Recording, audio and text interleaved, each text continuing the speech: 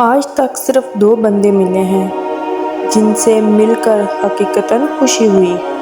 ایک صاحب کراچی سے تشریف لائے بزنس مین تھے۔ انہوں نے کہا، میں معمولی درجے کا کاروباری شخص ہوں۔ اپنے تمام ضروریات پوری کرنے کے بعد مجھے ہر مہینے 5,000 روپے بچ جاتے ہیں۔ آپ کی نظر میں کوئی ضرورت مند ہو تو مہربانی فرما کر مجھے اس کا ایڈریس دے دیں۔ میں چپ چاپ اس کی خدمت کرتا رہوں گا۔ مجھے اس کی بات سن کر خوشی ہوئی۔ مجھے کیوں خوشی ہوئی، اس کی وجہ میں آگے چل کر بیان کروں گا۔ دوسرے صاحب لاہور کے ایک کاریگر تھے۔ کسی نے ان کے بارے میں بتایا۔ وہ دفتر سے واپسی کے بعد کاغذ چھپوانے والے بچوں کو جمع کرتے ہیں، انہیں الف ب ت اور 2-3 سکھاتے ہیں۔ میں ان کی تلاش میں نکلا۔ وہ دھرم پورہ میں ریلوے لائن کے ساتھ رہتے تھے۔ میں ان کے گھر پہنچا تو ان کے دروازے پر کاغذ جمع کرنے والے بچوں کے تھیلے اور گٹھڑیاں پڑی تھیں۔ میں ان گٹھڑیوں اور تھیلیوں میں سے راستہ بناتے ہوئے ان کی بیٹھک میں داخل ہو گیا۔ بیٹھک میں دری بچھی تھی۔ دری پر 50-30 بچے بیٹھ کر الف، انار اور ب بکری پڑھ رہے تھے۔ وہ ایک کونے میں بیٹھے سمت اور گوئی سے محروم ایک بچی کو اشاروں سے پڑھا رہے تھے۔ ان کے قریب بیٹھ گیا۔ ان کے چہرے پر ایک عجیب سا نور اور ذات میں ایک انوکھا اطمینان تھا۔ مجھے پتہ چلا روز 3 بجے ان کی بیٹھک کھل جاتی ہے۔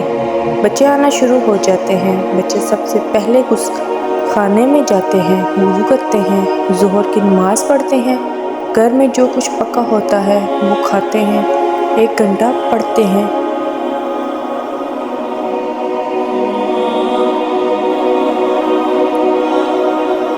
اور پھر اپنے اپنے تھیلے اٹھا کر چلے جاتے ہیں۔ یہ دنیا کا وہ واحد سکول تھا جس میں حاضری کا کوئی رجسٹر نہیں تھا، لیکن اس کے باوجود جس بچے نے ایک بار اس دہلیز پر قدم رکھ دیا اور پھر اس پیر کا ہو کر رہ گیا۔ میں وہاں 1 گھنٹہ بیٹھا رہا۔ معلوم ہوا اب تک اس سکول کی سینکڑوں برانچیں کھل چکی ہیں۔ حضرت صاحب ہر برانچ میں سے 2-3 بچے کو سلیکٹ کرتے ہیں اور 2-3 گھنٹے پڑھاتے ہیں۔ جب وہ ان کے معیار کے مطابق عالم ہو جاتے ہیں تو وہ انہیں اپنے پاس بٹھاتے ہیں، ان کے سر پر ہاتھ پھیرتے ہیں، میٹھی آواز میں کہتے ہیں، بیٹا جاؤ اور اپنے جیسے دوسرے بچوں کو یہ سب سکھا دو۔ وہ بچے اٹھتے ہیں اور کسی گندے نالے، کسی چوراہے کے کنارے، پرانے کاغذ کے کسی گودام کے باہر یا کسی بدبودار آبادی کے کسی ٹھنڈر منڈر درخت کے نیچے اس سکول کی برانچ کھول لیتے ہیں۔ یہ دنیا کا واحد ادارہ ہے جس میں پورے سکول کے لیے ایک کتاب کافی سمجھی جاتی ہے۔ یہ بچے کانے چڑھ کے کسی ٹکڑے یا درخت کی شاخ کو قلم بناتے ہیں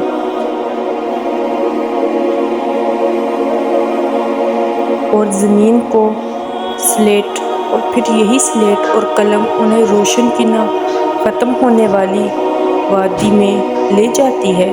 مجھے معلوم ہوا وہ کسی ایک پیسے عطیہ قبول نہیں کرتے، انہیں معمولی سی آمدنی سے بچوں کو کھانا کھلاتے ہیں، انہیں چائے بنا کر پلاتے ہیں۔ میں ان کا ہاتھ چوما اور باہر آ گیا۔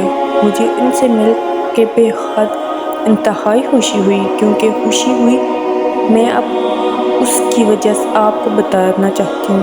جب بھی ٹیلی فون کی گھنٹی بجتی ہے، میں جو بھی خط کھولتا ہوں، جو بھی ای میل پڑھتا ہوں، اس میں یا تو آمد کی درخواست ہوتی ہے یا کسی این جی او تعارف یا پھر کامل لکھنے کا مطالبہ. کوئی کہتا ہے میں 50 لاکھ روپے کا مقروض ہوں، مجھے کسی سے 50-30 لاکھ روپے لے دیں. کوئی کہتا ہے میں ملک سے باہر تعلیم حاصل کرنا چاہتا ہوں، میرے لیے 20-50 لاکھ روپے کا بندوبست کر دیں. کوئی کہتا ہے میری آمدنی کم ہے اور بچے زیادہ ہیں، مجھے امریکہ کا ویزا لگوا دیں. کوئی کہتا ہے فلاں بڑا شخص آپ کا واقف ہے یا آپ نے بیرون ملک آباد فلاں شخص کے بارے میں کامل لکھا تھا، آپ اس سے کہیں کہ مجھے قرض حسنہ لے دے یا پھر مجھے باہر سیٹ کروا دے. کوئی کہتا ہے ہم فلاں ہاسپٹل بنایا، فلاں تعلیمی ادارے قائم کیے. آپ کامل میں اس کی تعریف کر دیں، ہمیں قربانی کی کھال مل جائے گی.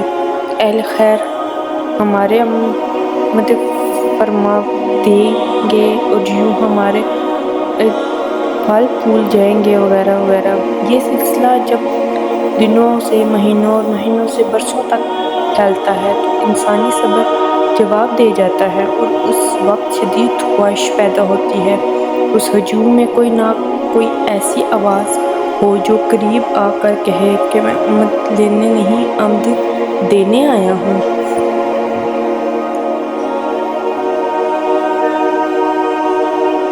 کوئی نہ کوئی ایسا ضرور ہوگا جو کسی مدد آمد کے بغیر کوئی ارادہ چل رہا ہو، جسے کچھ حاصل کرنے کا لالچ نہ ہو، جس سے باہر کا بوکس نہ رکھا ہو.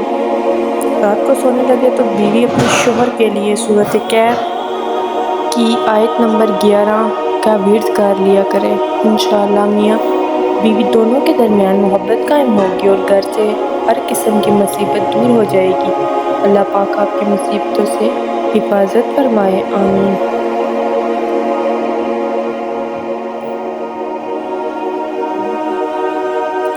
سیدنا ابو درداء سے روایت ہے کہ جب نبی صلی اللہ علیہ وسلم نے فرمایا اللہ پاک کے 3 قسم کے آدمیوں سے محبت کرتا ہے، ان پر ہنستا ہے اور ان سے خوش ہوتا ہے.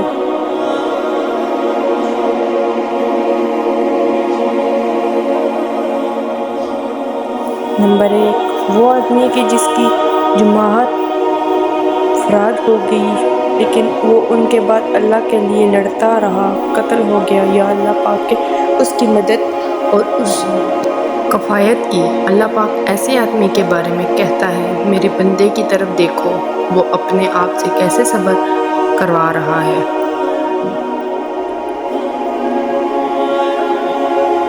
نمبر 2 وہ آدمی کہ جس کی بیوی خوبصورت ہو لیکن وہ قیام کے لیے رات کو کھڑا ہو جاتا ہے. اللہ پاک کہتا ہے میرے بندے نے اپنی شہوت کو ترک کر دیا ہے اور میرے ذکر کر رہا ہے اور مجھ سے سرگوشی کر رہا ہے، اگر یہ چاہتا تو سو بھی سکتا تھا.